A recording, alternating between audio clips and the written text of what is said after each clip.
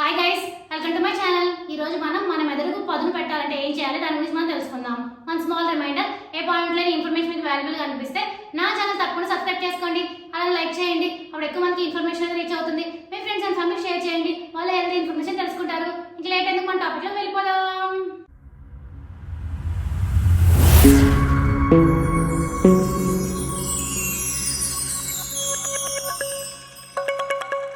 మెదడు పనితీరును ఉత్తేజపరచాలంటే మంచి పోషకాహారం అవసరం. అందుకే పండ్లు, కూరగాయలు, చేపలు, చక్కని ప్రోటీన్లు మీరు తినే ఆహారంలో ఉండేలా చూసుకోవాలి. సంగీతం, డాన్స్ నేర్చుకోవడం, పజిల్ గేమ్స్ ఆడడం, కొత్త భాషలు నేర్చుకోవడం, రీజనింగ్ ప్రశ్నకు సమాధానాలు వెతకడం, ఇలాంటి పనులు చేయడం వల్ల మీ మెదడు అనేది ఉత్తేజపడుతుంది. శారీరక శ్రమ అనేది శరీరానికి, మనసుకి ఎంతో మంచిది. కావున మెదడు ఆరోగ్యానికి వ్యాయామం తప్పనిసరి. యోగా, ధ్యానం, వాకింగ్, సంగీతం వినడం వంటివి మెదడు పనితీరు మెరుగుపరుస్తాయి. ఆల్కహాల్ వినియోగం మెదడుపై ప్రభావం చూపుతుంది. అందుకే వీలైనంత వరకు ఆల్కహాల్ తీసుకోవడం మానేయండి. బైక్స్ నడిపేటప్పుడు, అలాగే స్కేటింగ్ చేసేటప్పుడు తప్పనిసరిగా హెల్మెట్ ధరించండి.